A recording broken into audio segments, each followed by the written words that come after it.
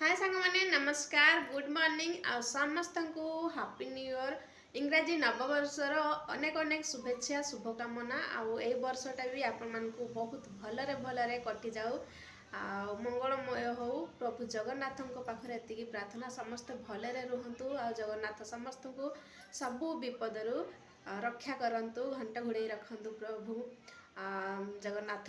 तो सांग माने केमिति अछंती आशा करछि बहुत ही भलर थे नुआ वर्ष तो मु भी भल अच्छी बास टिके ठंडा धरी जाइए ठीक हो किसी दिन पर ठीक हो गरम पानी पानी ये सब पिया हो तो गाधा पधा सरीगला केमिति कौन पालन कर पिकनिक करुवे ना समस्ते तो ये तो सेमती किसी ना नॉर्मल एमती हम तो देखा जाऊ ता बाबा आसिले जाइए आमर जहाँ हवा कथा हम किंतु दिन बेले आमर किसी होने रात जहाँ हवा कथा हम कहीं मत मार्केट जावाई पड़ो संध्या टाइम रे दिन बेले तो किसी हो पारनि सांग मैंने तो मोर तो देह माने या पूर्व ब्लॉग रु माने यार पूर्व ब्लॉग रे मु देखी केमिति कौन मो देह खराब होता तो आज टिके भल लगुच तो कंटिन्यू करंतु वीडियोटा को जी भी नुआ देखुं ना सांग मैंने प्लीज वीडियोटा कंटिन्यू करंतु फुल वाच करंतु आउ गोटे कमेंट करेंगे सुंदर सा गोटे कमेंट करेंगे लाइक टे करदे और चैनल को सब्सक्राइब करदे सांग मैंने आरंभ रु शेष पर्यंत देखंतु तो चलंतु कंटिन्यू करबा। मैं सो जाऊंगी अभी। मैं सो जाऊंगी। क्यों? क्यों? मैं सो जाऊंगी, मुझे नींद आ रहा है।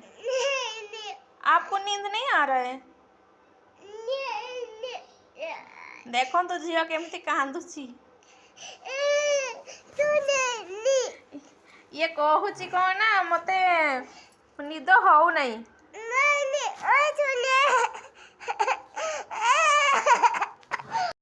तापरे ना सांग माने पिला माने सोई पड़ले तांको सुआई देकी मु सांगे सांगे जाइथिली माने गली सांगे सांगे पड़ी आसली चिकेन आउ माछ नेकी आसीथिली सांग माने ए कहिकी जाइथिली लागी मु यांको कहि माने पड़ोसी को कहिकी जाइथिली इटी मु पिला को छाड़ी के जाउची बोली सानो जे सोई पड़थला बड़ जा को मोबाइल देइथिली आउ गली सांगे सांगे पड़ी आसली ना एटी गेट खुला हे जाइछि तो सांगे सांगे माने आधा घंटे भी लागिलानी सांगे सांगे पड़ी आसली तापरे ना आसिकी मार्केट रो एटी देखो मु चिकेन बनाउची आउ अधा चिकेन तांको पई फ्राई करदेली है कि चिकेन पकोड़ा बनईली से मैंने चिकेन पकोड़ा अधा खाइले आउ अधा देखु ये माने तरकारी बनाऊँ कषा कषा करुँची माछ तरकारी भी है आज माछ भी नहीं आसी तो मु तो वीडियो बन पारिली कहीं ना पिला माने बहुत हैरान कले बहुत माने कांदु थांती खायापाई तो से जल्दी जल्दी बनईली तो ये देखो माछ तरकारी रेडी हो जाइए माछ तरकारी करिछि आउ चिकेन कषा कर देछि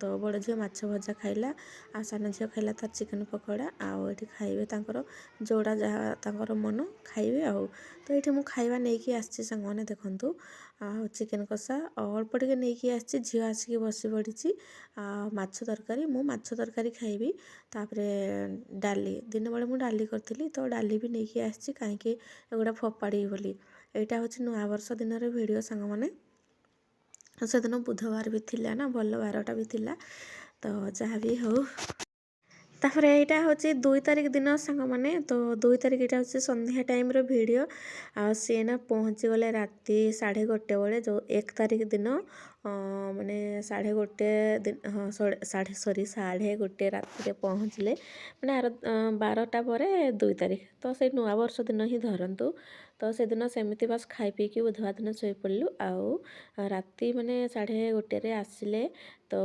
सेटा हूँ 2 तारिख तो से दिन तांकर माने 2 तारिख दिन तांकर जन्मदिन है कि तो ये मु केक बनाऊँगी तो मुझे कहली मत वीडियो बनई दियो तो से छिड़ा होती वीडियो एमती सुट कर दौरान आउ तो ये केक बनाऊँगी देखु आउ ए मोर केक जो रेसिपी ना मु ऑलरेडी पकई सारी मोर कुकिंग चैनल रे आ मुझे एमती ही वीडियो बनाई सांग मैंने देखु बिना कैमरा स्टैंड रे मु एठी माने वीडियो शूटिंग करूँ देखु एमती ही बनाए ତ ମୋର ଯେତିକି ବି ରେସିପି ଭିଡ଼ିଓ ଯାଇଛି ନା ଏଇଥିରେ ହିଁ ମୁଁ ସୁଟିଂ କରେ। ଏମିତି ଚାମଚ ହୋଲ୍ଡରରେ ରଖିକି ସାଙ୍ଗମାନେ ଦେଖନ୍ତୁ, ଚାମଚ ହୋଲ୍ଡରରେ ରଖିକି ମୋତେ ସୁବିଧା ହୁଏ।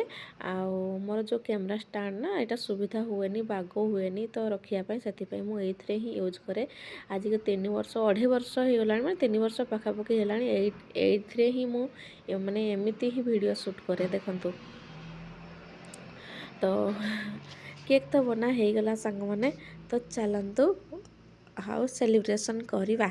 ତ ଏଇଠି ତାଙ୍କର ସେ ପୁରା ରେଡ଼ି ହେଇଗଲେଣି, ମୁଁ କେକ୍ ଆଣିବା ପାଇଁ ଯାଉଛି। ଦେଖନ୍ତୁ ପିଲାମାନେ ବି ପୁରା ରେଡ଼ି, ଆଉ ତାଙ୍କର ଆଜି ଜନ୍ମଦିନ ଯେହେତୁ ତ ଆଉ ଆପଣମାନେ ଯାଇକିନା ମୋ ରେସିପିଟା ଦେଖିପାରିବେ ହେଲା, କେକ୍ ମୁଁ କେମିତି କ'ଣ ବନେଇଛି ତ ମୋର କୁକିଂ ଚ୍ୟାନେଲରେ ଯାଇକି ଦେଖିପାରିବେ।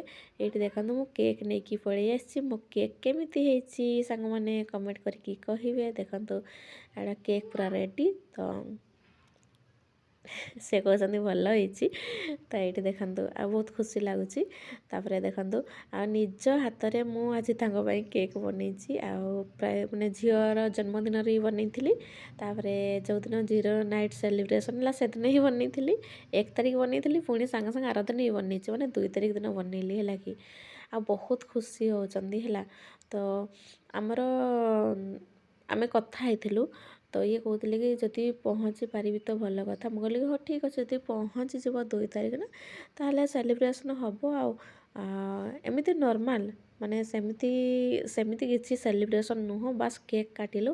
ଇଏ ନିଜେ ମନା କଲେ, କହିଲେ କି କିଛି କରିବା ଦରକାର ନାହିଁ, ଆଉ ସ୍ପେଶାଲ୍ ସେମିତି କିଛି ବି ହେଇନି, ଗୁରୁବାର ଥିଲା। ତାପରେ ମୁଁ ଭାବୁଥିଲି ଆଉ କିଛି ବନେଇବି ବୋଲି ହେଲା କି, ତ ଇଏ ମନା କଲେ, କହିଲେ କି ନା ନା କିଛି ଦରକାର ନାହିଁ, ଆଉ ବାସ୍ ଏମିତି କେକ୍ କାଟିବା, ଆଉ କିଛି ଦରକାର ନାହିଁ ଏମିତି କହିଲେ।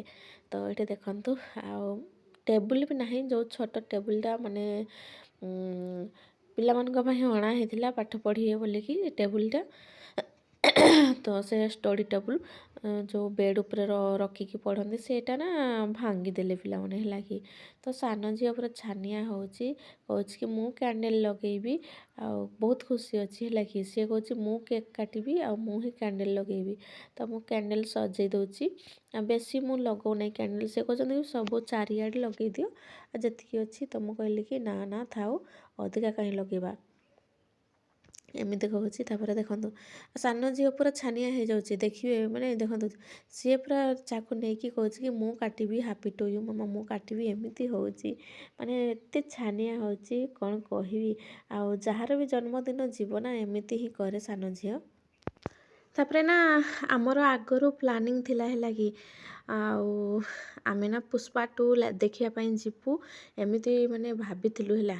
ମୁଁ କହୁଥିଲି ତାଙ୍କୁ ଯେତେବେଳେ ସେ ଓଡ଼ିଶାରେ ଥିଲେ, ମୁଁ କହିଥିଲି ଫୋନ୍ରେ, କହିଲି କି ତମର ଯେଉଁଦିନ ଜନ୍ମଦିନ ଯଦି ସେଇଦିନ ପହଞ୍ଚିବ ତାହେଲେ ଆମେ ଯିବା ମୁଭି ଦେଖିବା ପାଇଁ ଯିବା, ଏମିତି କହୁଥିଲି। କିନ୍ତୁ ପୁଷ୍ପା 2 ଯଦି ଲାଗିଥିବ ତାହେଲେ ଯିବା, ନହେଲେ ଅଲଗା ପିକ୍ଚର୍ ମାନେ ଯଦି ଚେଞ୍ଜ ହେଇଥିବ ପିକ୍ଚର୍ ତାହେଲେ ଯିବାନି, ଏମିତି କହୁଥିଲି।